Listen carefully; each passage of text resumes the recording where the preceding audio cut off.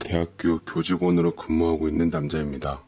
전처 사이에 딸 하나가 있는데 지금 아이를 두고 이혼 소송과 양육권 소송 중입니다. 저는 아직도 지난 일을 돌이켜보면 딸을 절대로 전처에게 줄 수가 없습니다. 그 여자의 부도덕하고 상식 없는 행동에 제가 당했고 이혼남이 되었으니까요. 뭐 그 덕에 지금 더 사랑하는 사람을 만나기는 했지만 제 딸한테 죄 짓는 아버지가 되는 건 참 마음이 아픈 일이었습니다. 제 전처와는 제가 근무하고 있는 학교에서 만나게 되었어요. 저는 교직원이었고 아내는 대학원생이었습니다. 아내는 타 대학교를 졸업하고 사회생활 텀을 좀 둔 뒤 디자인과 석사로 들어온 학생이었는데 수강 신청을 잘못해서 정정하고자 제게 찾아왔어요. 저는 간혹 이런 학생들이 많아서 아내가 요구한 대로 친절하게 바꿔주며 앞으로 어떻게 해야 하는지까지 잘 설명해 주었습니다. 그러자 아내가 제게 따뜻한 캔커피와 전시회 티켓 2장을 주더라고요. 회사에서 나온 건데 저 혼자 가기 좀 그래서요. 저랑 같이 가실래요? 시간 내주시면 밥도 제가 사드릴게요. 라며 저돌적으로 나오는데 그때 사무실에 있는 모든 사람들에게 시선 집중을 받게 되었고 저는 얼떨결에 그 티켓을 받아들며 그녀와의 연이 시작되었습니다. 평소에는 조용하다가도 때로는 적극적이고 활발한 전처는 여자로서 참 매력적이었어요. 대학원 공부를 하면서 프리랜서로 웹 디자이너로서 일을 하고 있었는데 자유분방한 직업만큼 인생 또한 자유로워 보였습니다. 당시 제 나이는 35살이었고 그녀의 나이는 30살. 막 앞자리가 바뀌었을 때였어요. 저는 대학 가고 군대 전역하고 직장 얻고 틀에 박힌 모범적인 생활을 해왔던지라 그녀의 존재는 제게 일탈 같은 느낌이어서 더 매력있게 다가왔습니다. 여행도 같이 다니고 술도 마시고 몰랐던 문화에 대해서도 알게 되고 서로의 취미를 공유하며 저는 점차 그녀의 색으로 물들어져 갔어요. 프로포즈를 할 것도 없이 저는 그녀와 서로의 마음을 확인한 후 결혼을 하기로 했습니다. 마침 그녀가 혼전 임신을 하게 된 이유도 있었고요. 하루빨리 사랑하는 사람과 보금자리를 꾸리고 싶었죠. 우리는 뜻이 맞아 결혼식 할 돈으로 좋은 일에 쓰라는 취지에 기부를 하기로 했고 같이 살 집도 짐도 제가 현재 지내고 있는 투룸에서 시작하기로 했는데 아무 군말이 없었습니다. 저희 집에서는 제가 결혼하면 따로 집을 해주어야 한다는 부담감 때문에 부모님께서 걱정이 이만저만이 아니셨거든요. 작은 투룸에서 신혼생활을 시작하겠다는 아내에게 고맙고 생각이 깊다 하시며 예뻐하셨죠. 저 역시 그런 아내가 참 고맙고 잘 만났다 싶었어요. 그런데 그녀가 혼인신고를 하자마자 기다렸다는 듯 제게 서류 한 장을 내밀더라고요. 혼인신고한 기념이라며 분위기 좋은 곳에 가서 식사라도 하려던 찰나였는데 서류를 찬찬히 보면서 제 동공은 점차 확대되고 말았습니다. 알고 보니 결혼을 하면 지켜야 할 조항을 적은 계약서더라고요. 아내는 별거 아니라는 듯 대수롭지 않게 부담 느낄 거 없어. 그냥 우리의 행복한 결혼 생활을 위해 적은 간단한 조항 몇 가지만 작성한 거야. 우리가 부부로서 살면서 필요한 조항이니까 한번 봐봐. 라는데 저는 눈을 비비고는 아내가 내세운 조항을 읽어보았습니다. 가사분담, 경제권, 아이의 육아분담, 부모님 경조사 다 납득이 갈 만한 내용이 적혀 있었는데 단 한 가지 눈에 띄는 게 있다면 그건 바로 자기야, 이 5번째 항목 이건 뭐야? 배우자 서로에게 바람필 기회 한 번은 준다? 이게 무슨 뜻이야? 라고 얘기를 하니 아내는 그건 역시 가볍게 되받아쳤습니다. 너무 심각하게 생각할 거 없어. 그것도 그냥 우리의 행복한 결혼 생활 위해서 정한 룰이야. 사실 평생 한 사람만 보고 살아가기가 쉽지는 않잖아? 말 그대로 그것 때문에 감정 상하지 않게 서로를 향한 미리 배려를 둘 겸 넣은 조항이야. 바람을 안 피면 더 좋은 거고 만약 핀다고 하더라도 이혼까지 가지 말자 이거지. 나는 솔직히 바람 한 번 때문에 애까지 낳고 이혼하니 뭐니 하는 건 좀 아니라고 생각해. 결혼이 그래도 1년 지낸 사이인데 바람 한 번 피웠다고 이혼할 만큼 가벼운 일은 아니잖아? 부부들 중 바람 피는 사람들 태반일걸? 들키냐 안 들키냐 차이인 거지. 라고 말하니 제가 갑자기 할 말이 없더라고요. 순간 제가 그녀한테 쌓아왔던 신뢰가 잠시 흔들리기 시작하더이다. 제가 고지식해서 그런가 그런 제안은 참으로 당황스러웠어요. 뱃속에 아이가 있고 혼인신고까지 한 마당에 이 독소 조항은 빼자고 설득했습니다. 그렇지만 아내는 여전히 밀어붙이고는 나중에는 당신이 되게 고마울 거라고 자신있게 말했어요. 대신 바람은 바람으로 반드시 끝나야 하고 바람을 1년 이상 넘기면 안 된다고 조건을 붙였더랬죠. 만약 이를 어길 시 이혼할 때 양육권과 위조료 전 재산을 물기로 했습니다. 고집을 꺾질 않는 아내를 상대로 어찌해야 하나 싶었지만 끝내는 그녀와의 사랑을 믿고 눈 한번 질끈 감기로 했고 각서는 공증까지 받게 되며 유효한 효력을 갖게 되었어요. 그 각서로 인해 신혼부터 바늘방석에 앉는 듯한 느낌이었지만 곧 제 딸이 태어나면서 정신없이 육아전쟁을 치른 날들 때문인지 계약 조항이 까마득해지기 시작했습니다. 그러나 아이가 태어난 후 1년이 채 되질 않아 아내는 모든 것에 시들해져 갔습니다. 저는 아내 힘들까봐 휴일 없이 틈나는 대로 육아며 집안일이며 도우려 애썼는데 아내의 떠난 마음은 돌아올 줄 모르더라고요. 사랑하는 배우자가 내게 심적으로 멀어져가는 느낌을 받았을 때 어떤 기분인지 직접 겪어보지 않은 사람은 그 초조함을, 그 비참함을 절대로 모를 것입니다. 아내는 유독 사람들과의 친분관계를 맺는 것을 좋아해서 참석하는 게 낙이 되었죠. 아이를 양가 부모님들에게 맡긴 후 사람들을 만났습니다.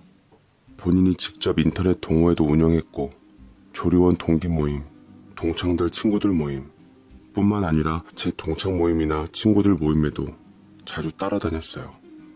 남자들끼리 모인 자리에도 스스럼 없이 나타나며 본인의 존재를 유감없이 알렸습니다. 어느 날에는 제 친구들끼리 급 만남이 있어서 술이나 한잔하러 잠깐 들렀는데 유일한 미혼 친구 한 명인 강현이가 주위를 두리번거리더라고요. 오늘은 소진이 안 나와? 저번에 내 연애 상담 잘해줘서 선물 하나 준비했는데 넌 어디서 그렇게 매력적인 여자를 만났냐?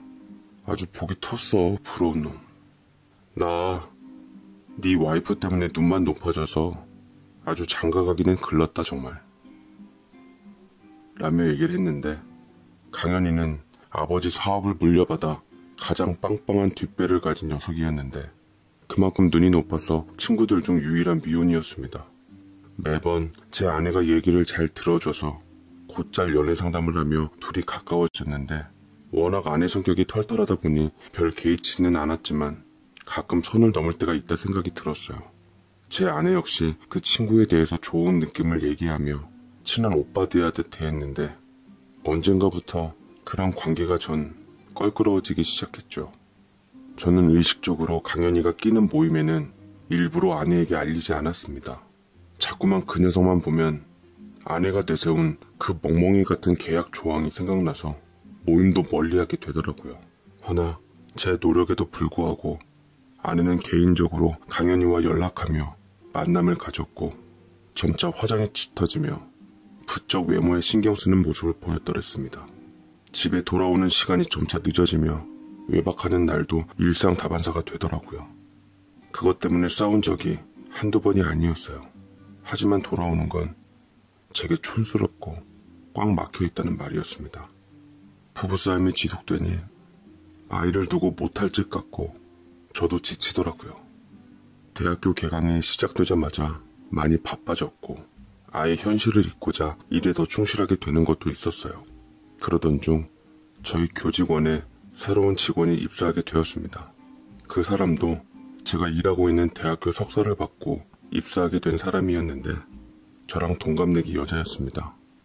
여성스러운 아내와는 다르게 선머슴같이 머리도 짧게 깎고 바지만 입고 다녀서 외모만 보면 남자인지 여자인지도 알 수가 없었습니다. 사람들은 그녀와 조금 친해진 후 회식 술자리에서 이런저런 말들을 붙기 시작하는데 영희 씨는 화장을 하고 다니던지 치마를 입고 다니던지 좀 꾸미고 다녀야지 그게 귀찮으면 머리라도 기르던지 그게 뭐야 남자처럼 짧게 깎아서는 뒷모습 보면 영락없는 남자지 어딜 봐서 여자야? 라는 짓궂은 말들에도 그녀는 바보처럼 웃기만 했습니다. 괜시리 그 여자를 보니까 답답하더라고요. 안에 같았으면 따박따박 대응하며 벌써 이겨먹었을 텐데 그러면 저런 놈들은 다신 우습게 보지도 않고 건드리지도 않았겠죠. 그런데 이 여자는 화도 안 나는지 아무 말도 안 한 채 있으니 동료들의 못된 말은 도를 넘기 시작했습니다. 스팀 받았던 저는 술 기운을 빌려 한마디 해주었죠. 그만 좀 해. 영희 씨가 가만히 있는다고 가만히로 보이냐? 자기 편한 스타일로 일하는 게 어디가 어때서? 여자는 반드시 머리 기르고 치마 입고 화장하란 법 있어? 사람 가만히 있는 게 화가 안 나서가 아니야. 참고 있는 거지. 영희 씨도 봐봐요. 사람들이 이렇게 못된 말하면 되받아치던지 신고를 해요. 그래야 영희 씨한테 아무도 함부로 못 대하는 거예요. 라고 밟아주니 정작 본인은 가만히 있는데 왜 저더러 나서냐고 다들 아우성인지라 시끄러워서 자리를 일어섰습니다. 짜증나고 불쾌하고 다 싫고 속상했어요. 그 여자가 제 뒤를 쫓아나오며 인사를 했습니다. 고맙습니다, 선생님. 자리가 불편해서 언제 어떻게 빠져나와야 할까 고민이었는데 덕분에 저도 뒤따라 나왔어요. 아까 일도 감사해요. 제 일에 대해서 걱정해 주셔서. 라며 제게 진심으로 고마워하는 듯 했는데 저는 다시 한번 가르치듯 퍼부어 주었습니다. 영희씨, 정신 똑바로 차리고 살아요. 입 뒀다 뭐예요?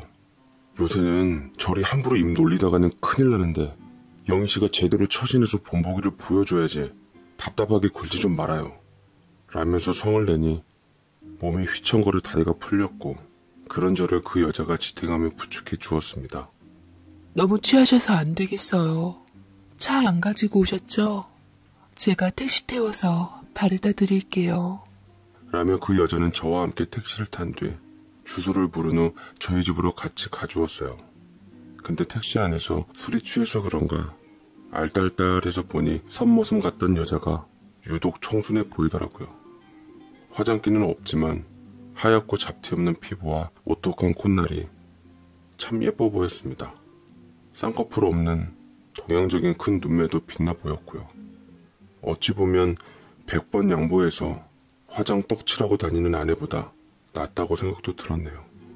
자꾸만 그 여자가 예뻐 보이려는 마음을 가다듬고 어느새 도착한 저희 집 앞에 내렸는데 밤에 위험하다고 저 집에 들어가는 것까지 보겠다며 바득바득 우겨서 내린 여자와 옥신각신하고 있었는데 들어가는 입구 쪽 빛이 없는 곳에서 저는 술이 번쩍 깨고 말았습니다. 네, 바로 제 아내가 수상쩍다 싶었던 강현이란 놈이랑 서로 다정하게 안고 있었던 거였죠. 그 순간 몸에 힘이 쫙 빠지며 다리가 풀리더라고요. 알코올 때문에 그런 건지 충격 때문에 그런 건지 정신이 아득해져 왔습니다. 둘의 사이는 누가 보더라도 심상치 않은 사이인 게 분명했어요. 피가 거꾸로 솟는다는 건 이럴 때 하는 말이던가요. 짐작은 했지만 실제로 보니 정신을 차릴 수가 없더라고요. 저는 성큼성큼 다가가서 친구 강현이의 얼굴을 후드려 패주었습니다. 그러자 아내가 소리를 지르며 제가 아닌 그놈 앞을 가로막더라고요. 말로 해, 말로. 이게 무슨 짓이야, 친구한테. 아내의 고함이 귀를 쩌렁쩌렁 울려 저도 모르게 아내에 대해 미움이 솟더군요. 친구 부인이랑 놀아나는 친구놈도 있냐? 내 눈으로 똑똑히 봤는데 어떻게 니들 나한테 이럴 수가 있어? 그러자 아내가 핸드폰으로 찍은 계약서 조항을 제 앞에 들이밀더라고요. 5번째 조항 잊지 않았지? 이 5번째 항목, 배우자 서로에게 바람필 기회 한 번은 준다. 그 평생에 한 번 바람 지금 피는 거야. 나 당신 친구 강현 씨가 좋아졌어. 억울하면 당신도 피면 되잖아. 당신 뒤에 있는 여자 혹시 그 상대 아니야? 저는 뒤를 쳐다보았고 여전히 안 가고 지켜보는 영희 씨 때문에 더 창피하고 부끄러울 지경이었어요. 강연이도 그렇고 영희 씨도 그렇고 더 이상 우리 부부의 치부를 드러내고 싶지 않아 일단 아내를 데리고 집으로 올라갔습니다. 아내 역시 기다렸다는 듯 단도직입적으로 나오더군요. 우리 1년 정도 시간을 갖자. 물론 같이 살기는 할 테지만 서로에게 자유로운 연애 시간을 주는 거야. 평생이 딱 한 번뿐인 거야, 바람은. 나는 그 기회를 당신 친구 강현 씨한테 쓰는 거고. 그러니까 이번만 넘기면 당신도 더 이상 걱정할 필요 없는 거잖아. 나는 반드시 1년 있다 돌아올 거니까 우리 그렇게 하자. 응? 저는 하도 어이가 없고 기가 막혀서 말 같자는 소리 좀 집어치우라고 했지만 아내는 끝까지 조왕 타령을 하며 제게 부당한 요구를 하더라고요. 차라리 이혼을 하겠다고 했지만 자기는 죽어도 이혼녀 될 생각 없다며 오히려 저더러 이 기회를 잘 살려보라고 했습니다. 아내는 그렇게 대놓고 일방적으로 제 친구와 바람을 피기 시작했고 저는 차라리 이혼을 선택하고 싶었으나 이제나 저제나 제 걱정인 부모님 덕에 결단을 내리지 못하고 있었어요. 그러는 사이 아내의 외박이 늘어나기 시작했고 저는 괴로움에 살이 한 달에 8kg씩이나 빠져버리고 말았습니다. 직장 동료들과 지인들은 제가 속앓이하는 모습을 보며 사정을 아는 사람들은 다들 위로를 했고 모르는 사람들은 걱정을 했습니다. 그나마 유일하게 제 직장에서 제 사정을 아는 사람은 그때 봤던 영희 씨밖에 없었어요. 영희 씨는 제 신경을 많이 써주며 많이 배려해 주더라고요. 일부러 야근하는 저를 배려하며 같이 밀린 업무를 도와주기도 하고 제 도시락까지 싸다 주며 절 신경 써 주었습니다. 하지만 그럴수록 전 싫고 자존심 상하고 했어요. 상처받은 맘에 소금 뿌려지는 느낌이라 영희 씨한테 참다 못해 성을 냈습니다. 그만 좀 해요. 나 좀 내버려 두시라고요. 지금 나 동정해요? 우리 와이프 놔두고 바람핀 모습 보니까 처량하고 안쓰러워서 이래요? 그냥 모른 척 해주는 게 예의예요. 라고 얘기를 하자 영희 씨는 제게 생각지도 못한 제안을 했습니다. 1년 동안 나랑 연애해요, 선생님. 뭐요? 제가 인성 쓰며 되묻자 영희 씨는 속에 담아왔던 것을 차근차근 풀어냈습니다. 1년간 배우자 서로에게 바람필 기회 한 번은 준다고 했다면서요. 부인께서도 현재 다른 남자가 있는 것 같으니까 선생님도 그냥 저랑 연애해요. 선생님 유부남이어서 말 못하고 있었지 사실 남자로서 호감 있었어요. 선생님이라면 저를 있는 그대로 받아들여 줄 수 있을 것 같아서요. 라며 영희 씨가 뜬금없는 고백을 해왔는데 처음에는 이 여자가 날 놀리나 싶었지만 너무나 확연하게 얘기하니 진심인 것 같더라고요. 저는 밤새 처해진 상황에 대해 생각하다 또다시 집 앞에 주차되어 있는 차 안에서 아내와 친구의 연애 노름을 보게 되었고 도저히 참을 수 없었던 저는 될 대로 되란 식으로 영희 씨랑 연애 결심을 했습니다. 영희 씨는 제 얘기를 듣고 환하게 웃더라고요. 도대체 나 같은 유부남이 뭐가 좋길래 이러는 건지 이해는 안 됐지만 고맙기는 했습니다. 아내에게 익숙해진 저였기에 영희 씨에게도 제 나름의 연애 방식대로 무조건 맞춰주고 동갑내기라 공통점도 많았고 말도 잘 통하는 편이었습니다. 우리 딸한테도 참 잘했어요. 아내가 거진 밖으로 돌다 보니 딸은 엄마를 그리워했고 그런 제 딸을 가엾어하며 엄마처럼 잘 챙겨주려 노력했습니다. 돌이 지난 제 딸은 영희 씨를 서투른 발음으로 이모이모하며 잘 따랐고 저는 고마웠죠. 같은 직장에서 매일 얼굴 보며 숨어서 데이트를 즐겼고 우리는 더할 나위 없는 완벽한 커플이었습니다. 제가 유부남인 것만 빼고는요. 거침없고 솔직한 아내와는 달리 배려심 많고 저를 이해해주는 영희 씨에게는 아내에게 생전 볼 수 없었던 따뜻함을 느꼈습니다. 영희 씨, 요새 왜 이렇게 예뻐졌어? 연애해? 라고 동료들이 짓궂은 말을 건네자 영희 씨는 아니라며 내송을 떨며 저와 눈짓을 주고 받았습니다. 저와 연애하고 난 후부터 많이 예뻐지긴 했더라고요. 연하게 화장도 하고 머리도 기르고 옷차림도 여성스러워지고 그런 영희 씨한테 호감 있는 남자들이 생기면서 저는 긴장을 바짝했지만 아내와는 다르게 그녀는 눈길도 주지 않고 오로지 제게 집중했습니다. 그럴 때마다 제가 유부남인 게 영희 씨한테 너무 미안했어요. 아내가 외박을 했을 때 저는 영희 씨를 집으로 데려왔고 설정을 해가면서 부부놀이를 했습니다. 여보, 자기야. 여보라는 말 참 좋다. 나 이제 자기라고 안 부르고 여보라고 부르고 싶어. 아영이한테 이모 소리 말고 엄마 소리도 듣고 싶고. 미안해. 내가 욕심이 좀 과하지? 라고 순웃음을 짓는 그녀를 진심을 다해 안아주었어요. 참 많은 생각이 들더라고요. 뭔가 확실한 결론이 필요한 것 같았습니다. 그런데 그녀와 연애한 지 한 반년 정도 흘렀을 때 아내는 점점 외박하고 외출하는 횟수를 줄이기 시작했어요. 집안의 각종 제사라든지 경조사라든지 다 찾아가며 부인의 위치를 확고히 다져놓는데 강연이랑은 분위기상 끝난 것 같더라고요. 아내는 당연한 듯 제게 다가오고는 신혼초 달콤했을 때처럼 애교를 부렸습니다. 여보, 나 이제 바람 끝났어. 구관이 명관이라고. 절대 자기 같은 남자 세상에 없더라. 나 이제 돌아왔으니까 자기도 그렇게 알아도 당신도 돌아올 때까지 나 기다려줄 수 있어. 라며 제가 마치 영희 씨랑 바람을 피운 걸 아는 것 마냥 얘기하는데 도리어 아내가 그렇게 말해주니 고맙더라고요. 그냥 저 역시 아내처럼 제 마음 가는 대로 인생을 결정짓기로 맘먹었습니다. 우리 그만 이혼하자. 나 영희 씨를 사랑하게 됐어. 그 여자가 소중해. 당신보다. 아내는 표정이 확 변하더니 제게 배신감 어린 투로 말하더군요. 그게 무슨 소리야? 이혼이라니. 우리 바람 피는 기간 1년 끝내고 제자리로 돌아오기로 한 약속 잊었어? 아직 반년 남았잖아. 반년 동안 바람 원 없이 피고 돌아와. 바람은 바람으로 끝내야지. 이혼까지 하면 우리 애는 어쩌라고.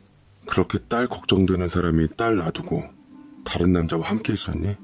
우리 딸은 내가 잘 키울게. 당신이 거들떠보지도 않는 사이 우리 딸 양가 부모님들과 영희 씨가 잘 키웠어. 더 이상 친엄마로 인한 상처를 주고 싶지가 않아. 그러자 아내가 분한 듯 도끼를 품고 쏘아대더군요. 말도 안 돼. 이건 엄연한 계약 위반이야. 절대로 인정할 수 없어. 자식 잃고 전 재산 잃어서 후회하지 말고 마지막 6개월 동안 잘 생각해보고 결정해. 라며 집에서 버티며 절 돌리려고 노력했지만 사람 마음이 참 간사한 게 그럴수록 저는 아내에게 정이 떨어졌고 영희 씨를 더욱더 사랑하게 되더라고요. 청개구리 습성은 사람에게 존재하는 본능이었나 봅니다. 결국 6개월 후에도 아내는 제 마음을 돌리지 못했고 저는 이혼 서류를 밀어붙였습니다. 끝내는 합의 이혼이 성사되지 못하고 이혼 소송까지 가게 되었습니다. 아내는 증거자료로 혼전 계약서를 제출했고 양육권과 양육비, 제 전 재산을 요구했습니다만 하늘이 절 도운 건지 결과는 전혀 다른 쪽으로 흘렀습니다. 부부 계약서는 부부 재산 약정을 근거로 작성한 혼전 계약서의 경우에만 법적 효력이 발생한다고 하더라고요. 혼인 중에 규정한 계약에 대해 공증을 하더라도 이혼할 때 효력이 발생하지 않는다고 해서 아내가 일반적으로 작성한 혼인계약서는 법적 효력을 얻지 못하게 되었습니다. 아내도 저도 어찌됐든 서로가 유책 배우자이니 아이에게 부모로서 볼라치 없었어요. 그래도 전 아이의 미래를 위해 끝까지 양육권 소송 중이고 지금도 소송은 진행 중에 있습니다. 아이가 어린 탓에 일단은 엄마인 아내에게 키우게 했는데 아이만큼은 제가 꼭 키우고 싶네요. 어서 하루빨리 아내랑 정리하고 소중한 그녀랑 제 아이랑 새 가정에서 새 삶을 살고 싶을 뿐입니다. 모쪼록 좋은 결과로 오길 바라며 받는 노인네처럼 눈물바람에 여기 아프다 저기 아프다 병원도 안 데려다 준다 심지어는 밥도 안 준다고 하시는데 급체 장염으로 응급실 가서 링거 맞고 와서 하루 딱 굶은 거 가지고 한 5년을 우려드십니다. 참 엄마도 형수님이 그럴 리가 있어요. 언제는 또 형수 없었으면 진작에 죽었다면서요. 엄마 속 갑갑하다고 하니까 손 따드리고 등 두들겨드리고 설사하신 거 빨다가 안 되겠다며 그 한밤중에 119 맞은 간다고 큰 길가까지 들쳐안고 실려 가셨다며요. 형수님, 엄마가 그냥 저희 반가워서 투정 부리시는 거예요. 마음에 담아두지 마세요. 그런다고 작은 집에서 모셔가나요? 혹시라도 어머니가 따라 나선다고 할까봐 몸살이고 밥 먹자마자 차 막힌다며 쌩하니 내빼더구만. 저런 일 생기면 속상한 마음에 퉁탕퉁탕 집안일하는데 소나기에 힘이 들어가 저도 모르게 소란스러워지죠. 다 떠나고 결국 저랑 단둘이 괜시리 뜨끔해서는 슬금슬금 눈치 보는데 어머니가 그런 소리 하시는 이유를 저는 압니다. 같은 뱃속에서 나온 자식인데도 어쩜 빈말이라도 어머니 같이 가서 서울 구경해요 말 한마디 없을까 싶기도 하실 겁니다. 그러나 그게 어디 서방님 마음대로 할 일인가요? 동서 허락이 있어야 하는 것이지. 하지만 어머니는 방심하고 순순하게 엮이고 편히 대할 수 없습니다. 자식끼리 이미 다 이야기된 일인데 어머니 저러실 때마다 또 속이 상해 그렇게 밉다 곱다 하며 살았습니다. 공무원이셨다는 시아버지는 경운기 사고로 하루아침에 운명을 달리하셨답니다. 퇴근길에 동네 주민을 만나는데 타시라 하는 것을 한사코 거절하시다 타셨다는데 그만 다리 밑으로 굴렀다고 합니다. 참 이야기 들으면 더 기가 막힌 게 딱 다리 20m 정도 앞두고 올라타셨대요. 뒤에서는 다들 갈 운명인갑다. 어쩜 그렇게 한순간을 맥없이 가냐며 한소리씩들 했죠. 남편은 둘이나 대학 다니려면 힘들다고 서방님 지원하라 하고 대학 중퇴하고 내려와서 시아버지처럼 공무원 됐습니다. 서방님은 과외하다가 지금 동서를 만나 신세 쫙 폈고요. 그래, 이쪽은 우리가 있으니 서방님네만 잘 살라고 기대도 왔는데 어머니가 자꾸 그러십니다. 평소에 사이가 안 좋으면 억울하지는 않아요. 시어머니는 큰아들은 없어도 살지만 저 없이는 못 산다며 너 같은 효부 없다고 제 손잡고 가끔씩 감동하시기도 하는 양반입니다. 어머니가 저 배신 때려가며 괜시리 스스로 천덕꾸러기 되시는 것에 제가 더 부들부들하는 것도 있죠. 우리는 한 달에 어머니 용돈을 수시로 드렸는데 다 합치면 못해도 30이었습니다.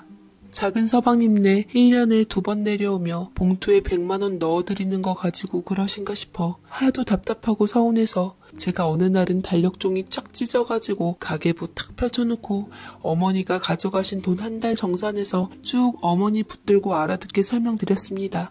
따지고 보면 우리는 모시고 살고 있으면서도 용돈도 더 많이 드리는 거라고요. 물론 소용은 없었습니다. 돈 욕심이 아니라서였죠. 어차피 그 돈임자는 따로 있고 어머니는 그냥 오랜만에 본 아들하고 더 있고 싶은 것이죠. 하지만 그 돈 임자 때문에 둘째 아들네가 더욱 어머니를 가까이 하지 않는 것도 있었습니다. 이래저래 서로 입장이 짐작되어 저는 더욱 속상했죠. 저는 위로 오빠 셋, 저와 여동생, 그리고 그 밑으로 또 남동생 셋, 8남매 집안입니다. 화목은 모르겠고 복작복작 전쟁터 같은 집이었어요. 어릴 적엔 친정집이 가난하다고는 생각 안 했습니다. 늘 바글바글 꽉 차 있어서죠. 그때는 몰랐지만 커서 당시를 생각해보니 가난하다는 말로는 택도 없고 정말 찢어지게 가난합디다. 하긴 한 끼 10인분 밥솥으로 어림도 없어 커다란 가마솥 올려놓고 밥 짓는 난로가 따로 있었어요. 요즘 10kg짜리 쌀포대는 며칠도 못 버티고 동납니다. 그러니 돈이 모일 수가 있겠습니까? 라면 한 박스 20개 들이가 한 끼입니다. 우리 형제들이 다들 배꼬리가 커서 그것만으로 서운해서 밥 말아먹었죠. 지금 돌이켜 생각해보면 어이쿠야 싶은데 오빠들이 일하기 시작하고 형제들 하나둘 성인이 되면서부터 친정 엄마 아빠 얼굴에선 윤기가 돌았습니다. 자식들이 두당 10만원씩만 쥐어줘도 80 아닙니까? 저희는 친정 어머니도 노인네 치고 작은 키가 아닌데 아버지는 동네 씨름대회에서도 소도 타오신 덩치 좋은 장사십니다. 그렇게 가난했어도 다들 어찌나 잘 먹고들 컸는지 우리 형제들 모두 기골이 장대하고 큰 편인데 저 역시도 그렇습니다. 특히 저는 또 여자 첫째라고 조금 신경 써서 옷도 사오고 하셨는데 그 덕에 소시적 남자 좀 올리고 다녔죠. 제가 또 생김새만 보면 늘씬한 데다 새침스러워서 머슴아들이 아주 살살 녹더구만요. 원래 성질이 귀찮은 거 질색이라 톡 쏘아붙이면 그럴 줄 알았다며 천상 여자라고 또 아주 자지러집니다. 그러면 뭐하나요? 집에 오면 오빠 레슬링 기술에 걸려서 땅바닥에 뒹굴리는 신세인데 오빠 놈들에게 이쁜 척이 통합니까? 그러면 더 굴려지는걸요. 배 꺼진다고 얌전히 있으라는 호통 속에서도 우리 팔남매는 그렇게 방구석에서 이불 탁 깔아놓고 뒹굴며 자랐습니다. 남편은 고등학교 졸업해서 옆 동네 제법 먹고 산다는 집이라고 중신 들어와서 알았습니다. 포마드 발라서 윤을 내고 가르마를 칼같이 가른 남편은 제법 멋을 낸 상태에서 물방울 원피스 찰랑거리며 앞자리에 있는 저에게서 눈을 떼지 못했죠. 딱히 더 공부해야지 생각 없이 선을 본 거라 저에게 홀딱 반한 것이 분명한 남편이 딱히 싫지 않았습니다. 다만 이상형 따윈 없이 그놈이란 생각에도 하나만 딱 짚고 넘어가자 싶어 질문 하나 하고 마음속으로 오케이 했습니다. 레슬링요? 아니요. 전 그런 거 싫어합니다, 복순씨. 스포츠 같은 거 저는 관심이 없어서요. 군대 가서 태권도 하는데 저는 영 소질이 없더라고요. 그런데 갑자기 왜 그런 질문 하세요? 김일인이 역도산 뭐 그런 분들 좋아하세요? 다소 뜬금없기도 한 레슬링 좀 하시냐는 제 질문에 순진하게 손을 내젓는 모습에 만에 하나 부부싸움을 하게 될 경우 저만의 비밀 기술을 가질 수 있게 된 저는 무척 흡족했습니다. 당신은 키 180 넘는 몸무게 90에서 100 언저리 되는 멧돼지 같은 오빠 셋, 남동생 셋하고 씨름하며 저도 모르게 습득한 전투력이 일치월장하던 시기로 힘은 딸리지만 나름 연구한 기술과 날렵한 치고 빠지기 전법으로 저 짐승들을 하나둘 제압하게 되면서 한참 기세가 높던 시기였습니다. 남편은 제 여성스러운 외모와 정반대인 시원시원한 성격이 마음에 들었다고 하는데 일평생 제가 하는 모든 일에 제 편입니다. 제 비밀 기술을 발휘할 정도의 사고나 분란을 일으키기는커녕 시집와서 답답해 죽겠는 저를 위해 성격까지 제법 바꿔 말수도 좀 늘었습니다. 시집와서 보니 시댁은 친정에 비해 절간 아니 공동묘지였죠. 늘 방바닥이 보이지 않을 정도의 덩치들이 방 안을 꽉 채우고 전투적인 식사에 익숙했던 저는 세모이같이 조그만 밥그릇을 앞에 두고 깨작거리는 어머님과 남편 모습이 적응이 안 됐지만 눈치 보지 않고 고봉밥 퍼다 먹었습니다. 어머니와 남편은 첫 술을 뜬다고 젓가락 들이미는 양반들이었죠. 그게 웬일이냔 말이죠. 어머니는 한 수저 푹 떠서 입에 넣고 시작하는 저를 보시곤 밥을 참 맛나게 먹는다며 숟가락 찾아 드시더라고요. 자고로 밥은 복스럽게 먹어야 복이 옵니다. 안 먹으면 차라리 안 먹었지. 일단 밥상머리 앞에 앉아서는 집중하고 열심히 밥그릇 비워내야죠. 남들은 며느리 먹거리 가지고 눈치 준다지만 우리 시어머니는 그런 것은 없으셔서 제가 참 감사했어요. 그래, 어머니 남편 밥그릇 끄기 살살 늘려가며 열심히 챙겨드렸습니다. 남는 것은 밥심밖에 없었으니까요. 제가 의사간호사는 아니지만 골고루 맛나게 잘 드실 것으로 챙겨드리니 그 연세에도 뽀얗게 한 힘을 납디다. 손을 줄이고 줄여도 여전히 커서 남는 음식 옆집에 나누다 보니 자연스럽게 그 집에서도 넘겨다 줍디다. 새댁이라고 수줍기는커녕 오며 가며 음식 싸나르니 몇 달 만에 동네 최고 마당발이 되었죠. 하여간 음식처럼 사람 사이 끈끈하게 있는 악교가 없습니다. 그러나 그 절간 같은 고요와 평화를 깨는 사람이 하나 있는데 저와 동갑이지만 진작에 사고치고 좋은 말로는 시집, 나쁜 말로는 살림차린 시누이입니다. 여러분은 전생의 악연을 믿으시나요? 설마 했던 그 말, 저는 신우를 보고 겪으며 그 말을 믿게 됐습니다. 제 생각에 신우는 제 전생의 악연 맞습니다. 동갑 신우는 생일이 저보다 하루 늦어요. 이거 원수같이 저 따라 태어났다는 증거 아니냔 말이죠. 신우는 저 시집와 30년 되어가도록 마주치고 얼굴 본 사이인데 미운 정조차 안 드는 아주 이가 갈리는 인사입니다. 시어머니 제가 밉다 곱다 하는 것도 다 신우에게서 비롯되었어요. 이래도 저래도 시어머니 그립고 그립지만 신우 생각하며 시어머니 생각하면 아픕니다. 어머니 생각하며 신우 떠오르면 분노 속에서도 역시 또 아픕니다. 그래, 저는 우리 시어머니 좋은 끝에 밉습니다. 차라리 밉다 서운한 이야기 꺼내야 제가 사라지니 그렇네요. 제가 시집 올 때 제 나이 21였는데 당시 시댁 옆집 사는 신우아이가 4살이었죠. 발랑 까져가지고 동네 남자애랑 그렇고 그래서 여고생 되자마자 애 품고는 남자 집은 동네 창피하다고 아예 내놓은 자식이라며 그냥 이사가 버리고 휴시하며 애 낳고 혼인신고만 올리고 삽니다. 신우가 그렇게나 좋아 죽고 못 사는 심해부는 1살 어려요. 그렇게 살림차린 이 둘은 안방 물건마당에다 던지면서부터 싸움을 시작하는데 한 달에 한 번꼴로 지지고 볶으면서 아주 열정적으로 삽니다. 그리고 그럴 때마다 어머니를 볶아대죠. 제가 가만히 지켜보자니 이 사람들 일부러 쇼하는 것인가도 싶습니다. 그렇게 한바탕 요란스럽게 시작하고는 조카를 어머니에게 맡겨놓고 도주한 상대 찾는다고 나가는데 다음날 방실거리면서 둘이 팔짱 끼고서 강아지풀 뜯어들고 비닐하우스 쪽 길로 산책 갔다 오는 걸 본 것이 한두 번이 아니었죠. 그러고는 마침 잘됐다며 따라 들어와 지인 한 편 준다고 밑반찬 털어갑니다. 어머니 드실 것까지도요. 가만 보니 이게 사람인가 철면피인가 싶습니다. 그래도 이상하게 조카는 밉지 않은데 참 우리 장조카 제 스타일이죠. 밤중에 또 부부싸움 나서 신우 손에 자다가 깨서 들려왔는데 못 사는 집애도 아니고 왜 이렇게 행색이 꾀재재한지 다음날 아침 제가 싹 씻기고 아침밥을 차려내니 아니 앞에 놓아준 작은 숟가락은 본체만치 하더니 어른 밥 숟가락을 척 들더니 아주 입이 찢어져라 고봉으로 밥을 퍼서 입에 넣는 게 아닙니까? 세상에 그 모습을 보니 우리 친정 식구 생각나 눈물이 핑 돌았네요. 외숙모 국 더 주세요. 밥도 더 주세요. 하는데 어찌나 예쁜지 냉동실 산적 얼려둔 거 열심히 녹여서 얼른 구워줬습니다. 아유, 형수님 감사합니다. 뭘 저희까지 챙기세요. 잘 먹을게요. 안 그래도 속이 쌀쌀하다 했는데 확 풀리겠구만 이거. 하여간 우리 형수님 음식 솜씨 하나는 알아줘야 된다니까는. 희숙이 보고 배우래도 저거 게을러서 배우겠어요 어디. 처먹기나 잘하지.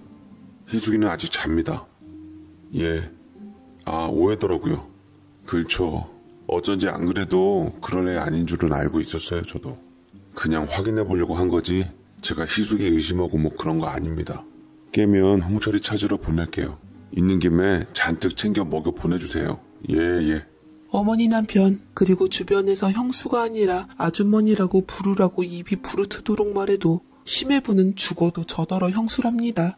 계족부가 따로 없죠. 따지고 보면 조카들 다른 것은 몰라도 제 밥 먹고 컸는데 어차피 손 큰 저야 제 아이의 신우아이 더 못해준다 해도 어려울 것 없고 아기새처럼 어린 것들 밥그릇 점점 크게 늘리는 재미가 제법 쏠쏠했습니다. 우리 아이들은 큰 조카하고 6살, 8살 차이 나는 아들 둘에 신우는 저 큰아들 낳고 또 내리 딸 둘을 낳아서 5 아이들을 먹였는데 잘 먹는다 해도 우리 형제들 먹성에 비해 비교도 안 되는 수준이라 거뜬했죠. 신우 40 넘어서 무슨 바람이 불었는지 돈 벌겠다며 시내 커피숍에 다닌 적이 있는데 그거 배워서 장사 좀 해본다나 해서 제 벌이라도 하면 시어머니께 뭐라도 가져다 대겠지 싶기도 했고 일단 우리 집에 안 오겠다 싶어 속으로 무척 반겼습니다. 근데 그랬더니만 한 달도 안 돼서 손님하고 어째고 저쨌해서 또 집이 발칵 뒤집혀졌습니다. 새벽에 죽어라 문을 두들겨서 열어보니 신우였는데 얼마나 위급한 사안이었으면 마당에 패대기질 하는 소리도 없이 바로 냅다 이리로 도주했나 싶습니다. 당장 우리 집이나 그 집이나 애들 사춘기였어서 참 동네 창피한 것들보다는 애들 보기 민망해서 혼났죠. 신우가 바로 어머니 방으로 내달려서 이불 속으로 쏙 들어가 숨으니 씩씩거리면서 심해부가 따라붙는데 술을 얼마나 퍼마셨는지 얼굴은 시뻘건데다 황소처럼 숨 쉴 때마다 콧김에 섞여 술냄새가 어찌나 나던지 일나지 싶었습니다. 심해부는 어디서 주워왔는지 다듬이 방망이 하나 옆에 척 놓더니 어머니 이부자리 및 빵바닥에 푹 퍼질러 앉아 하소연하기 시작했는데 가관도 아니었습니다.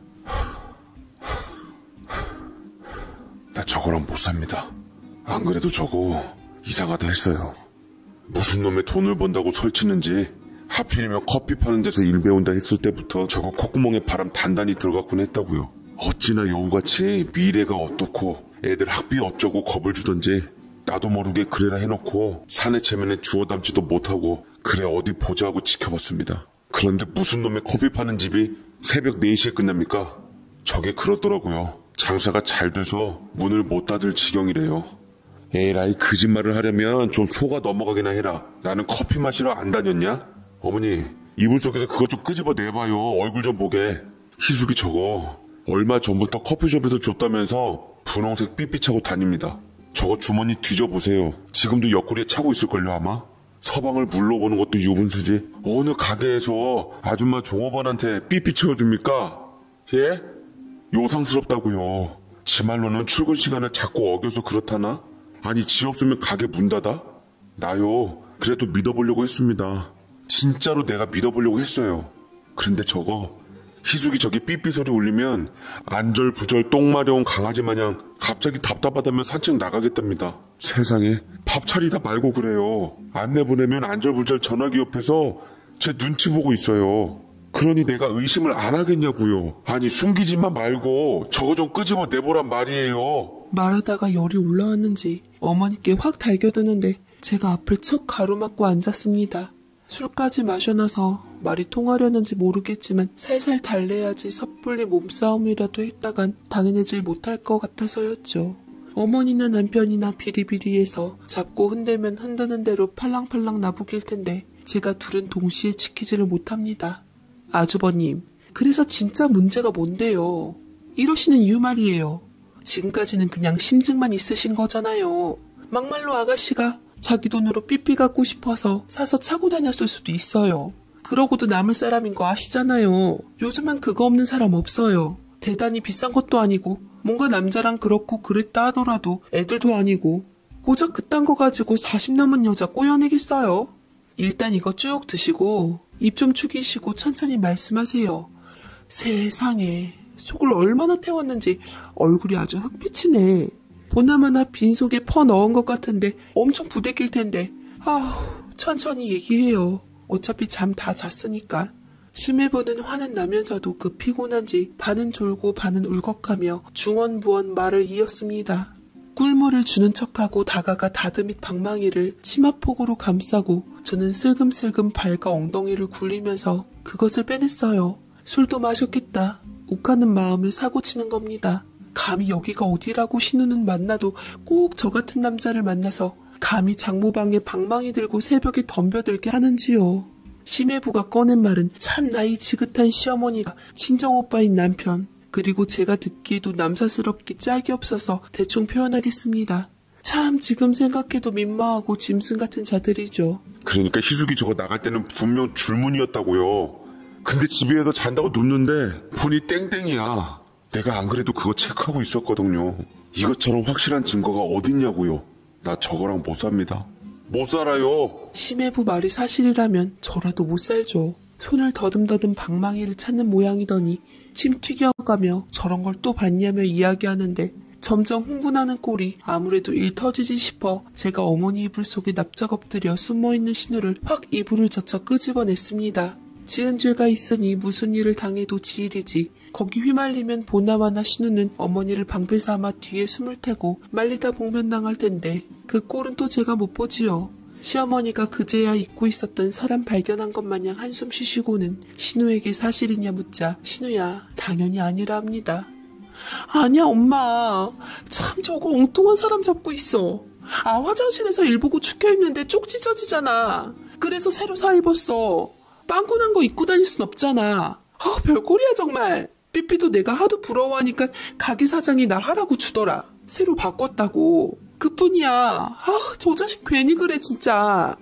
믿기지 않는 얼토당토한 소리지만 뭐 믿어줘야지 어쩌겠어요. 소리 듣고 온 아이들이 차마 방에는 못 들어오고 밖에서 듣고 있는지 기척이 들려 제가 대충 마무리하고 손님용 이불방에 깔아놓고 어머니 방 윗목에서 여자 자고 아랫목에 남자를 재웠습니다. 이 둘을 감시하고 애들 보내려면 어쩔 수 없었죠. 그날은 그냥저냥 지나갔는데 며칠 후 가게 근처에서 잠복하던 심일부가 손님한테 손목 잡혀서 부비적거리는 거 급습해서는 이거랑 사네 못 사네 다시 어머님 속을 뒤집었습니다. 신우는 꼴이 말이 아닌 얼굴로 마당에 패대기 쳐지고 또 한바탕 난리가 났는데 아침 애들 학교 있는 시간이라 그냥 쥐뜯기라고 내버려뒀습니다. 동네에서야 이미 유명한 인사들이니 창피할 것도 없었죠. 어머니 애 닳고 속상하셔서 어쩔 줄을 모르셨는데 실컷 잘 챙겨 뽀얗게 살을 오르신다 싶으면 신호가 뒤집으며 살을 쪽쪽 빼놨습니다. 처음 술 취해 쳐들어온 이후 심장이 벌렁벌렁거려 잠도 못 주무시고 밥도 채 못 소화시킨 어머니는 한동안 쪽쪽 빠져갔는데 바로 현장 들켜서 너덜너덜 당신네 앞마당에서 메타작 받는 것을 보고는 아이의 몸은 배쩍 말라 비틀어지셨습니다. 어머니가 달래며 봉투를 쥐어주자 자기가 돈바라고 그러냐며 심해 부는 한껏 목소리 높이더니 또 며칠 후 둘이는 또 영화관 간다며 시시덕대고 와서는 우리 엄마 어쩌냐며 말만 하고 손살같이 영화 시간 됐다고 내빼는 거 보고 척추를 접어버리고 싶었습니다. 시어머니가 그때 저에게 그러십디다. 당신 살아있을 때까지만 저것들 봐달라고. 당신 가시면 그때 형제들 하고픈 대로 하라고. 저것들 당신 아니면 더는 품어줄 사람 없어 내칠 수도 없다고 그렇게 혀를 차며 긴 한숨 끝에 말씀하셨죠. 그런 어머니 오래 사시기를 바라는 맘, 신우 꼴 안 보고 싶은 마음 반, 배반의 감정 속에서 반, 이렇게 포기한 채 그냥저냥 떠밀리며 떠밀기도 하면서 살았습니다. 시간이 지나 우리 애들은 마침 대학이며 직장을 서울 쪽으로 기반을 잡으며 이 꼴 저 꼴 안 보게 됐고, 마침 신우딸들도 직장 따라 다른 곳으로 떠나며 저 집안 꼴에서 벗어났는데 큰 조카는 아직 집에 있었습니다. 당시 30대 중반이 되었는데 20대 후반부터 온 탈모 증세 때문에 말 그대로 의욕상실 중이었죠. 심해 부는 다른 건 몰라도 머리숱 하나만큼은 타고났는데 이상한 노릇입니다. 딱히 논일 반일 하는 것도 없이 집에서 노는데 스트레스 받을 것도 없고 진작부터 병원 좀 데려가래도 금방 새로 난다고 천하태평이더니 나오는 머리카락 보며 신생아처럼 힘이 없고 만져보면 부서져 내렸습니다. 한창 결혼할 나이라 머리 가지고 고민이니 안 그래도 걷어먹인 정이 깊은 조카라 제 속도 타들어갔죠. 그래, 병원 좀 제발 데려가 한번 의사에게 비춰보이라고 제가 신우에게 봉투를 쥐어줬습니다. 그랬더니 홍철 큰 조카가 그 즈음 답답하다고 오토바이 하나 사달라고 졸라댔던 모양인데 신우가 또 기세운답시고 잘됐다며 제가 준 돈으로 덜컥 사안겼습니다. 정이 있고 말고 지 아들이니 제가 뭘 할 것도 없고 내가 다시는 네 집에 돈 푸나봐라. 그 일로 저도 화가 많이 나 있었어요.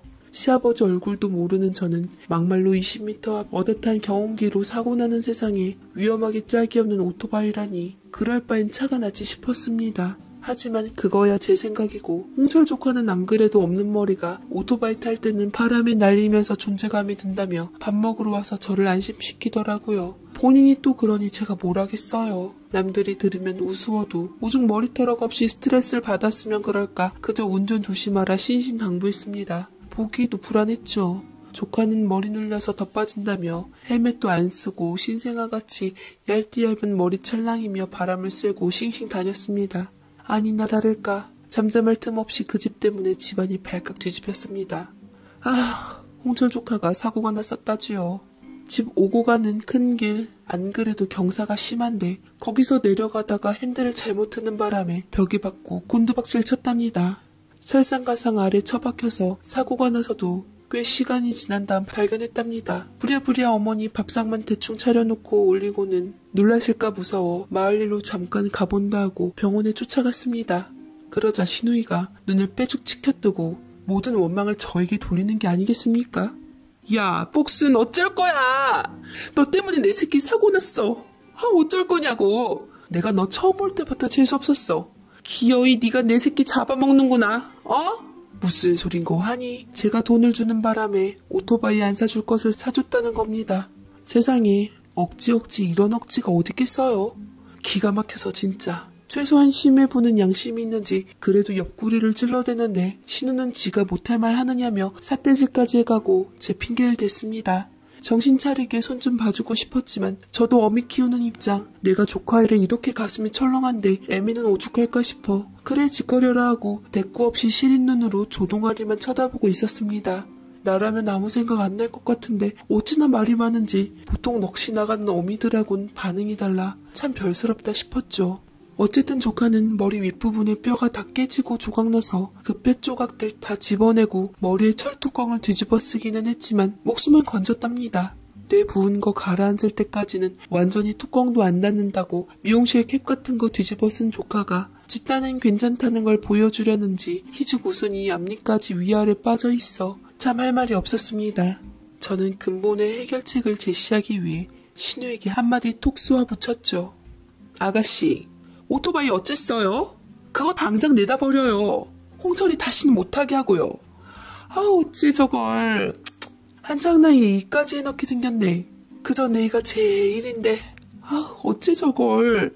오토바이 같은 거 앞으로 다신 쳐다도 못 보게 해요. 아이고 참 복순 부녀회장님 배포도 크시고 손도 크시네.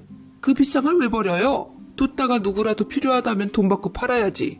우리 홍철이 저렇게 됐어도 오토바이는 멀쩡합니다. 나름 행운의 오토바이란 말이지. 소문나면 너도 나도 사가려고 할 것을 왜 버리려고 해? 참 이상스러워. 솔직히 말해봐 너. 죽어도 나 잘 되는 걸 보기 싫지? 너 은근슬쩍 우리 애 걷어먹인다는 유세 떨고 순진한 척 착한 척 하는 통에 우리 신랑도 형수 하면서 네 말에 꼼빡 죽는데 아주 꼴사 나왔어. 그거 팔면 병원비며 홍철이 이빨값까지 나올 줄 누가 알아? 왜 버리래? 너 그거 네가 준 돈이 잘못돼서 내 새끼 저렇게 된 거 뜨끔해서 하는 말 아니야? 그리고 말이 나왔으니 말인데 우리 엄마가 나 돈 주는 거 왜 그거 눈치 주니? 딸이 엄마한테 돈 딸 쓰는 재미로 친정 옆에 사는 거지. 부러우면 너도 네 친정 가서 돈 달라고 하던지. 그게 네 돈이니? 우리 큰오빠 작은오빠 돈이지. 재수없는 네 돈 받았다가 이렇게 사고 난 건데 양심 있으면 입 다물고 있을 것이지 어디다 대고 버리란 말아야. 아 왜 그렇게 봐? 넌 꼭 나를 그런 눈으로 보더라. 기분 나쁘게. 왜? 한 대 치시게? 아 쳐봐! 한 구절 한 구절 주옥 같은 말에 기가 막혀 또 시린 눈으로 그 말 같자는 말이 주르르 쏟아지는 조동이를 쳐다보고 있으려니 허리춤에 손을 올리고는 한 대 쳐보라며 머리통을 들이밀며 달려드는 신우를 제 대신 심해부가 등짝을 후두리며 말리고는 데려갔습니다. 근 한 달 입원해 있던 조카가 퇴원했을 즈음 집에서 내내 속을 끓이던 어머니는 내내 몸살을 하시다가 이후부터 대상포진이며 급성당뇨, 난데없는 고혈압과 저혈압을 오고 가며 기어이 몸져 누우셨죠. 조카가 머리뼈까지 철로 만들어 박아 넣었다니 어른들은 상상도 못하는 큰 사고구나 놀라신 겁니다. 대상포진 때문에 온몸이 설명할 수 없이 아파서 잠도 못 이루시고 며칠에 한 번 수면제 처방받아 간신히 주무실 정도인 어머니에게 신우는 노인네 여기저기 아픈 게 하루 이틀이냐고 대수롭지 않아 하며 이제 다 아무로가는 홍철 조카 근황을 부풀려 다시 재수술 들어간다느니 어쩌느니 겁을 줬습니다. 어머니는 신우가 바라는 대로 쌈짓돈을 쥐어주며 그저 몸 조심하라고 신우 걱정뿐이었어요. 신우가 태어난 홍철 조카를 데려온 날 그 둘 챙겨 먹인다고 저는 주스 준비에 조금 늦게 방으로 들어갔더랬습니다. 방으로 들어가니 신우는 조카 붕대를 풀어 기어이 넝마가 된 머리가죽을 어머니께 보여드리고 있었는데 안 그래도 민머리에 검은 실로 아무렇게나 꿰매진 머리통이 프랑켄슈타인 같아서 제가 봐도 참 섬뜩했습니다. 조카가 살성이 좋지 못한지 자꾸 덧나서 흉은 더 흉측했어요. 안 그래도 이래저래 만신창이가 된 어머니가 숨을 훅 들이키는 소리가 심상찮아서 제가 얼굴 좀 붉히고 돌려보냈는데 다음날 새벽 슬그머니 방문을 열어보니 어머니는 포진이 온몸으로 퍼져 어쩔 줄을 모르고 아이고 하셨고 긴급히 병원으로 이송해서 보니 뇌수막염으로 번져 한 2주 엄청난 고통 속에서 앓다가셨습니다. 의사 말을 들으니 아픈 정도가 애 낳을 때 18점이라면 대상포진은 22점이랍니다. 나이 든 사람은 더더욱 아프다는데 중환자실 어머니는 말 그대로 아프다는 고통 어린 비명도 못 내셨습니다. 어머니 병원에 있는 동안 신우에겐 알리고 싶지도 않았죠. 부글부글 끓는 가슴으로 정신없는 2주 동안 어머님 컨디션 봐서 우리 아이들 불러 주무시는 모습 눈에 담아두라 보이고 남편과 번갈아 가면서 응급실을 지켰습니다. 종이장처럼 얇아진 어머니는 얼룩덜룩 수포가 전신에 퍼져 있었는데 말 들어보니 국소 부위라도 말 못할 고통이 따른다고 합니다. 곤히 주무시는 어머니가 달고 있던 기계가 갑작스럽게 삑삑거리고 그 소리에 일사불란하게 의사 간호사 달려들어 요란스러운 그때 저는 차라리 깨지 마시고 편히 주무시라고 빌었습니다.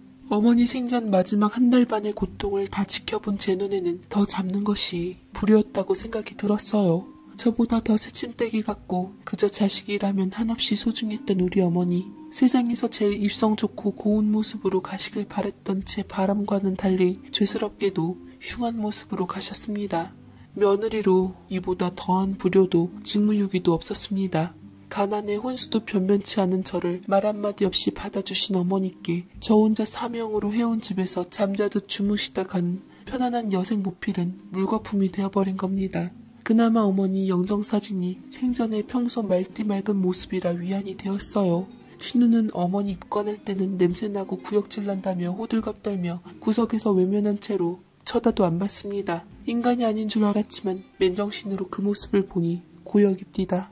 내 그 짐승 같은 것의 주둥이를 또 신기해 가만히 바라봤습니다. 주둥이가 문제겠나요? 그 주둥이를 놀리게 하는 대가리가 문제겠죠. 홍철 조카 머리 깨질 것이 아니라 신우가 당해야 할 것을 사고가 영 잘못 찾아들었구나 싶었습니다. 신우는 초상이 시작되자 그 누구보다 목청 높여 통곡을 했는데 웬일인지 저는 맥이 탁 풀려 울음도 안 나왔어요. 그런 저에게 밤마다 술에 취한 신우는 독하고 못된 것이라며 욕을 해댔는데 그 말도 맞습니다. 제가 조금만 비위가 약하고 인내심이 없었다면 어머니 당부고 모시고 신우를 쥐업해서라도 홍철 조카 태어난 그날 돌려보냈을 텐데요. 아니면 그 전의 전부터 이 잡것의 꼴을 안 보았을 테지요. 당장 입건할 때 구역질 운운하는 신우 머리채 휘어잡아 굴렸을 텐데 제가 모질고 독해 어머니 혹시 들으셨을까 싶어 쉬쉬 그 꼴을 보고 견뎠습니다. 기어이 어머니의 고명딸 효녀 희숙이는 술에 취해 자느라고 장지에도 못 따라갔어요. 어머니 가시고 한 동네에 살면서도 저희는 발길을 뚝 끊었습니다. 지나가며 보니 그 망할 오토바이가 보란듯이 여전히 마당에 딱 서 있더군요. 신우는 나름 마을에서 제 위신을 깎고 못된 며느리 여론을 만들어서 저를 부녀회장 자리에서 쫓아내려던 모양인데 당연히 실패하고 어머니 첫 기제사에 코빼기도 안 비쳐서 혹시나 찾아갔더니만 집에 불이 꺼져 있는 것을 보고 저는 정말 사람 취급 않기로 했습니다. 홍철 조카도 지엠이 닮았는지 우리 집에 어느 순간부터 발길을 뚝 끊더군요. 잘됐다 싶었습니다. 서울 서방님 부부가 내려와서 이런저런 이야기를 하며 우리 형제들은 나름 결정을 했어요. 다른 이들의 시선이 두려워 내리지 못했던 결정을 마침내 내린 것입니다. 어머님 말씀대로 어머니 살아생전까지 신우를 보고 산 것만으로 인내심의 한계가 왔던 우리였기에 다소 싸늘했던 동서조차 어머니 염할 때 소름 끼치게 놀랐다면서 저를 위로하더군요. 동서와 서방님네가 어머니에게 싸늘했던 것도 신우 때문이 컸습니다. 우리의 보호를 떠나 어머니와 엮이면 어떤 부탁을 하실지 뻔합니다. 서방님네 결혼할 때 저희가 먼저 동서 붙들고 어머니는 신경 쓰지 말고 둘만 잘 살라고 했습니다. 하나 물러서면 곧 그 뒤에 신우가 열을 요구해 올 것을 알았기 때문이죠. 그러면 서방님네도 편히 못 살겠죠. 그렇다고 어미가 못난 자식 위에 잘난 자식에게 부탁하는 것을 탓할 수 없어 서로 죽을 맛이었습니다. 남편도 여동생 꼴에 질렸는지 사람 취급 많고 그렇게 2년 정도가 지날 무렵 또 저녁 챙겨 먹을 시간 뜬금없이 신우가 찾아와 악을 써댔습니다. 야 어딨어? 복순이 나와! 이게 기어이 내 서방까지 잡아먹으려들어? 야 어딨어? 빨리 나오라고! 남편이 나가서 이야기를 하는 것을 듣자니 심해부 참 대단한 저 집안 가장이 술 사러 나가는데 걷기가 귀찮아 마당에 세워둔 오토바이 타고 슈퍼 가셨답니다. 그리고 그 집안 큰아들이 굴러 엎어진 그곳에서 사고가 나서 똑같이 처박혔다지요. 역시 그 아들과 같이 어스름한 저녁이라 발견도 한참 만에 되었답니다. 그러자 이 미친 것이 또 제게 달려든 겁니다. 참 황송하게도 신우는 저를 초능력자로 아는 모양입니다. 제가 잘났기는 했지만 그 정도 능력은 없는데 말이죠. 그러게 오토바이 버리랬더니 축제사자 팔겠다며 버틴 것이 누구인데 또 사고가 나니 나한테 이런 쌩 난리를 친답니까? 참 기가 막히더군요. 저는 이제 더 이상 성질 안 죽이기로 했습니다. 인간 같지도 않은 거 봐주니 기어이 제 어머니 골로 보내놓고 제게 뒤집어 씌우지 않습니까? 두려울 게 어딨어요. 이젠 하늘에 계신 어머니 눈치도 안 보입니다. 문을 콱 열고 나갔습니다. 남편 저 그리고 신우밖에 없더라고요. 저를 보니 신우가 발광했죠. 저는 그대로 마당으로 내려가 신우 머리채를 꽉 잡아 끌었습니다. 지난 25년 참고 참았던 봉인된 레슬링 기술 걸기로 일단 숨통을 죄며 나불나불거리는 시끄러운 주둥이부터 막았습니다. 일단 저는 긴 팔로 신우의 모가지를 휘감은 후 제 몸체로 훅 당겨 팔뚝 전체를 이용해 숨통을 죄었습니다. 위쪽으로 감아당겨도 숨 막히고 몸통으로 죄어도 숨이 막히지만 제가 여전히 아무래도 가슴 쿠션이 있어 고통스럽지 않을 것이 염려되어 턱 위쪽으로 당겨 죄었습니다. 동시에 무릎으로 신우의 오금을 공격해 다리로 체중을 지탱하지 못하게 했죠. 지체중의 일시에 목젖을 눌린 신우는 컥하고 난리를 치더군요. 하지만 물론 신우는 잠시 헛겠다가 전열을 가다듬고 앞귀 같은 팔을 뻗쳐서 저에게서 빠져나오려 허우적댔습니다. 저는 그러진 신우 머리카락으로 몸을 돌려세워 따귀치기로 양쪽에 귀싸대기를 갈겨 신우의 얼을 조금 빼놓은 후 곧바로 정수리 쪽 머리카락을 움켜잡고는 제 팔꿈치로 꽃잔등을 쳤습니다. 이후 제 마음대로 운전이 가능한 머리통을 뒤로 한껏 물렸다가 약간 비틀어져 다시 팔꿈치 쪽에 힘차게 가져다 댔습니다. 뭐하러 제가 힘씁니까? 방금 전까지 악다구니 쓰던 신우가 웬일인지 실어증이라도 온 듯 웅얼거리며 징징댔지만 안 속습니다. 빠져나오려고 또 손을 허공에 뻗으며 저를 잡으려 하기에 주먹으로 명치를 한 대 쳐서 허리를 굽히게 한 다음 허우적거리는 팔을 잡고 발레리나처럼 빙 한 바퀴 돌았습니다. 누가 보면 우리 집에서 닭 잡는 줄 알 겁니다. 신우가 요란스럽게 빽거렸지만 아직 멀었습니다. 신우는 평소 지하던 것처럼 머리채 잡고 땅바닥에 구르고 입씨름하고 팠던 모양인데 저는 그 과는 아니죠. 부녀회장하면서 싸움 한 번 없던 거 뻔히 보고 이럽니다. 싸움 시작 전에 왜 이러냐며 말로 하자며 살짝 혈자리나 관절 꾹 눌러주면 다들 얌전해지던데 말입니다. 이즈음 제 어릴 적 형제들과 놀던 기억이 나서 조금 기분이 저도 모르게 업되었던 것 같아요. 보통 이 상태에서 한 바퀴 더 돌면 팔이 빠질 수도 있어서 바로 팔꿈치를 꺾어 목 뒤로 바짝 당겨 붙였습니다. 신우나 나나 갱년기 몸이 굳어질 대로 굳은 아줌마들이니 저나 나나 우두두둑 소리가 참 시원하게 났죠. 저는 무척 시원했는데 신우는 그렇지 않았나 봅니다. 어깨뼈가 나비처럼 돋아나왔지만 악마의 날개 같았어요. 엄살 부리는 모습이 꼴 같지 않아서 다음엔 관자놀이 마사지를 해줬습니다. 저는 신우의 양쪽 귀 뒤를 감싸 안은 채로 머리통 전체를 끌어쥐어 잡아 힘껏 눌렀어요. 이것은 손오공이 징그럽게 말 안 들을 때마다 머리를 옥죄던 머리띠 긴 고아처럼 극심한 고통이 따릅니다. 마치 우리 어머니를 아프게 했던 대상포진처럼요. 내가 누누이 어머니 상태를 말했지. 헛소리 마라. 무조건 이 새끼 잘 아물고 회복되고 있다고 안심시켜라. 내가 누누이 말했는데 기어이 나불나불거리면서 거짓말로 지어내서 돈 타겠다고 걱정을 끼쳐? 새끼라는 게 그렇게 피부병 아니라고 말해도 대상포진 그까짓 거 하면서 뭐? 늙은이는 원래 골골대? 인간 같지도 않은 거사. 네 말대로 늙은이라서 말 조심해야 하는 거야. 밥 잘 먹고 잘 싸고 잘 자고 하루아침에 허망하게 떠나보내는 게 늙은이야. 내가 어머니 며느리로 성질 죽이고 손 하나 까딱 안 되니 웃어 보였니? 그래. 나 집에서 저녁밥 하면서도 네 아들 네 남편 잡아먹은 사람이다. 잘 알면서 겁도 없이 어디다 덤벼들어. 머리에 혈이 뚫렸으니 전신으로 그 신묘한 기운이 퍼져 나가라고 칼발로 뒷목을 발로 힘껏 냅다 싹 컷킥을 날려버리니 신우가 앞으로 퍽 꼬꾸라졌습니다. 저는 신우의 다리를 X자로 잡고 그대로 엉덩이 쪽으로 가져다 제 체중을 이용해 찍어 눌렀습니다. 헉 하는 소리에 아직 소리낼 힘이 남았구나 싶어 그 다리를 더욱 날개뼈 쪽에 올려붙여 골반이 공중에 뜰 정도로 몸을 더 휘게 했습니다. 이거 저도 당해봐서 하는데 무척 아픕니다. 오토바이도 내가 얼른 갖다 버리랬더니 무슨 신주딴지 났다고. 뭐? 행운의 오토바이? 미친 것이 아들 머리 터져서 쇠뚜껑 뒤집어 쓰고 다니는 집에 기어이 모셔두다가 남편까지 잡아먹냐 이거사? 그래놓고 남편 병원 달려가기도 전에 내 딸 이 집으로 달려와 날 찾아? 아, 이 멍청하고 답 안 나오는 거사. 네가 그러니까 이따위로 사는 거야. 죽는다고 빽거리는 소리 지르는 신우를 제가 잡는 동안에 남편은 그저 에휴 하면서 지켜볼 뿐이었습니다. 제가 남편에게 이참에 할 말 하라고 하니 남편이 작심한 듯 한마디 하는데 그 소리를 듣자니 피가 역류해서 기어이 신우 머리채를 잡아 땅바닥에 여러 번 매다 꽂아버릴 수밖에 없었습니다. 윤희수, 너 어머니 조의금에 손댔더라. 모를 줄 알았냐? 내가 이 마당에 말 얻는 게 원망스러울 테지만 희숙이 네가 가져간 봉투 우리 큰애 회사에서 온 거다. 어머니 초성날 네가 어떻게 했는지 양심이 있으면 알 거다.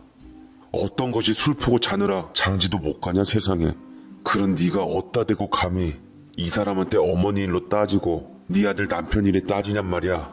아무리 못되고 못났어도 조카 회사에서 온 걸 손대냐? 그거 우리 훈이가 갚아야 할 빚인 건 알 거다.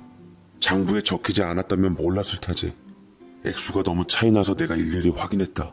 네 언니 알면 또 걱정하니까. 조이금 공평하게 나눈 거 둘째랑 내가 너 다시는 안 보려고 준 돈이야 그거. 너 이사가라고. 차라리 이사가서 우리에게서 잊혀지라고. 둘째도 그렇지만 나는 이 지역 공무원이다. 너는 이 오라비 체면이라곤 요만큼도 생각 않고 어째 그렇게 일생을 정신 나간 것처럼 어머니가 지난 세월 이래저래 줄줄 새는 답 없는 너 끌어안고 그냥 버틴 거야 이 모자란 거사. 선산 있는 곳에서 나는 못 떠난다. 네가 떠나라. 저는 대답이라도 하라고 신우 모가지를 틀어 옆바닥에 바짝 붙여줬습니다. 신우야말로 어찌나 독하고 단단한지 맨바닥에 얼굴을 정면으로 찢는데도 코피도 안 났습니다. 이를 옥물고 대답이 없기에 옆으로 고개 꺾인 상태로 제가 꼭 밟아줬습니다. 이건 역시 손오공 긴 고아처럼 뇌로 피가 확 쏠리며 정신이 번쩍나게 해줍니다. 이 상태를 보자니 남편이 질세라 또 한마디 하더군요. 나는 다른 거 다 참을 수 있다. 네 자식 걷어먹인 거?